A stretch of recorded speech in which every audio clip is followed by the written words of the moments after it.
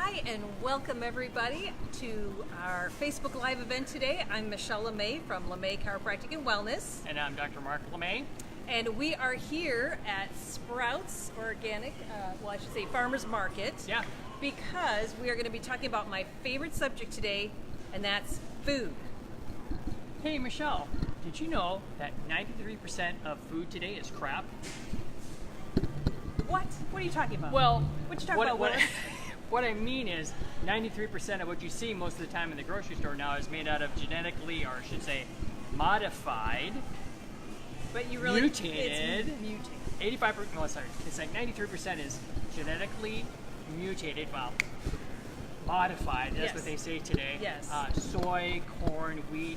So it's. I mean, gosh, 100 years ago, there was no labels on food. There was none. Everything was organic. Not today. Yes, that is true. So, how in the world did we get here? What happened over the last 100 years? I'm glad you asked that question because I was at a seminar just a couple of weeks ago, and it was a great one. It was on nutrition for each decade of life. And one of the things that they mentioned in there is that if you were to take, and let's go over here by the apples. If you were to take an apple today, one apple, this is just your regular, produced apples today. In 1950, you would get a total of 4.3 milligrams of iron in this apple.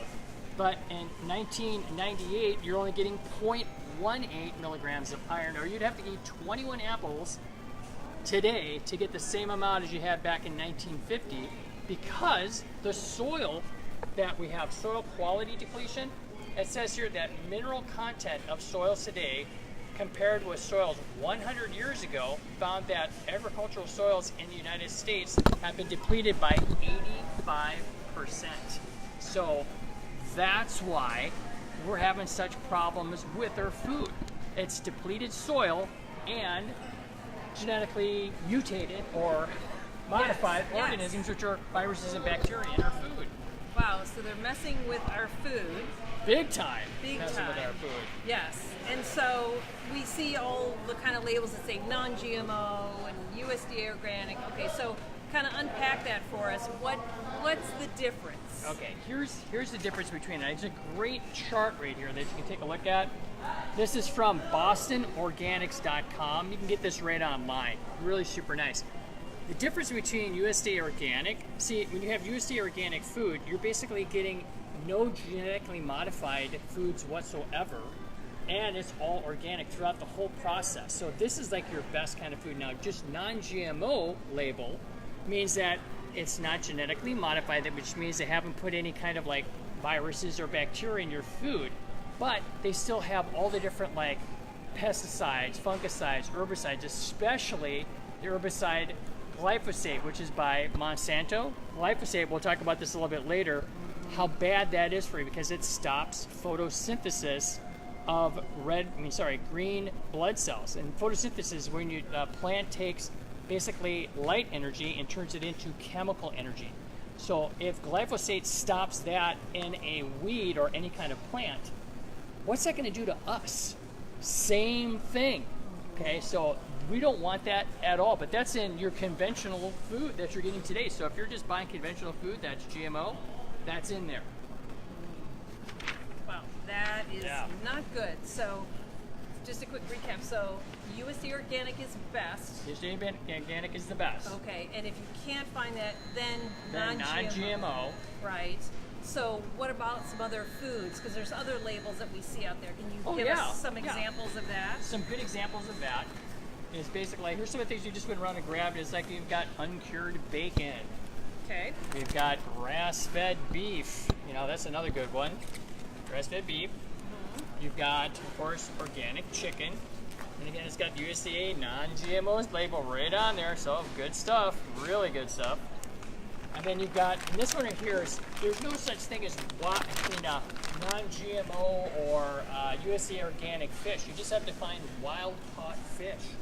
If it's farm fish, that means that they've been feeding it corn, soy, and wheat products from basically the store. So again, the fish are being fed the same things that we're getting fed here at the store too. Fish don't eat corn, wheat, and soy. That's not their normal food. No. Because I mean, you go to these fish hatcheries over here, like Nimbus, they have these little things where you can get the little pellets and stuff like that. That's not fish food.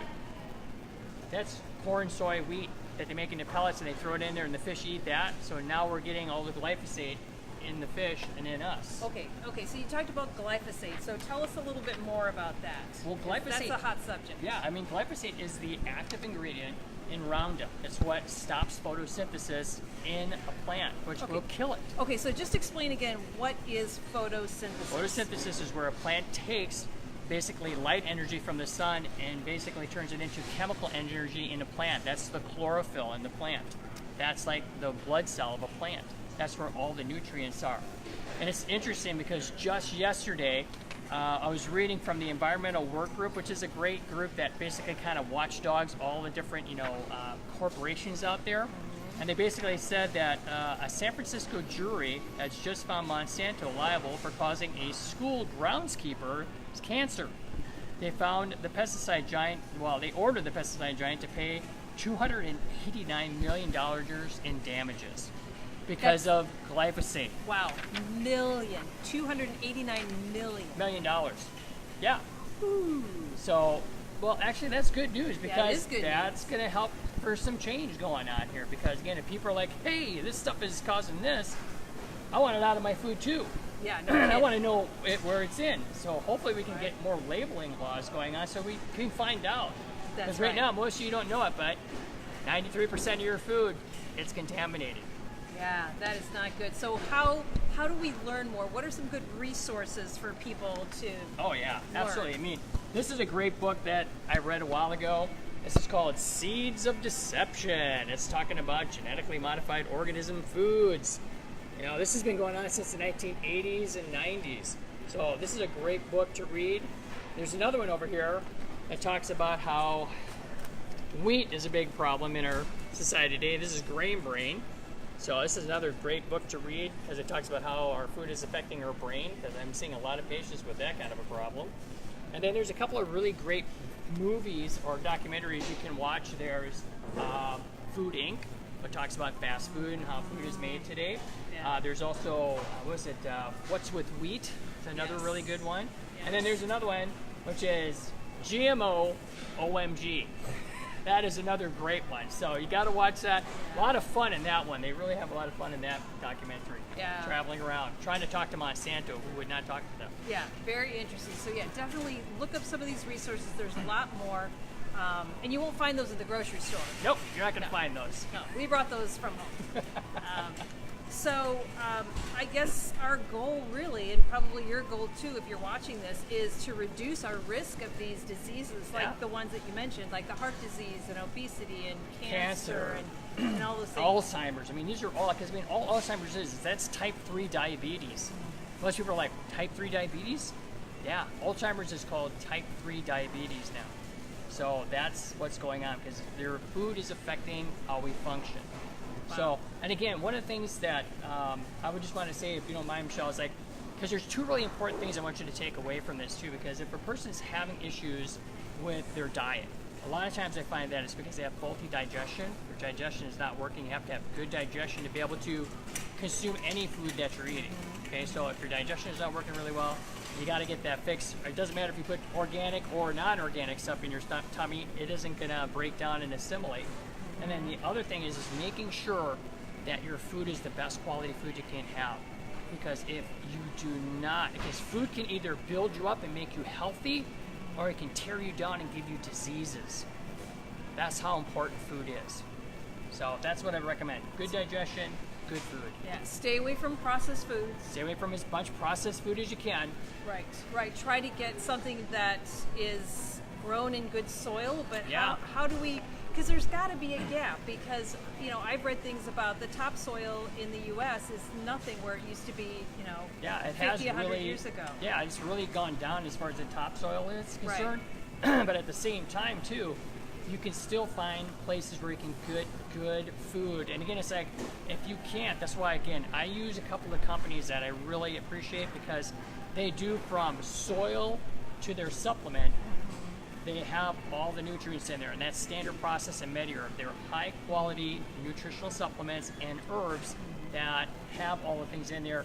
Non-GMO, USDA organic, they call it in Wisconsin, it's MOSA certified, which is even a higher standard. Right. And the thing about MediHerb is MediHerb over in Australia, they have to have a higher standard of quality herbs over there because they have to, it's just like pharmaceuticals. So their grade of herbal, quality is even higher than what you ever see here in the U.S. Yeah.